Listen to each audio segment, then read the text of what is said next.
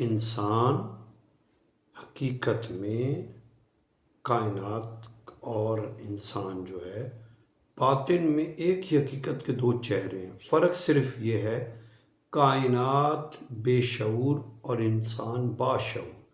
یعنی کائنات وجود الہی کا مظہر ہے اور انسان اس وجود کا شعوری ترجمان. اللہ تعالیٰ نے انسان کو شعور، ارادہ اور محبت دی تاکہ وہ خالق عز و جل کی صفات کو پہچانے اور کائنات میں اللہ تعالیٰ کے نائب کی حیثیت سے کام کرے.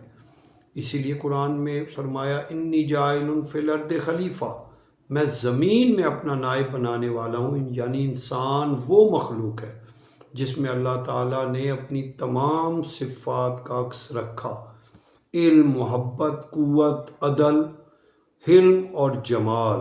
یہی شعور انسان کو مرکز کائنات بناتا ہے.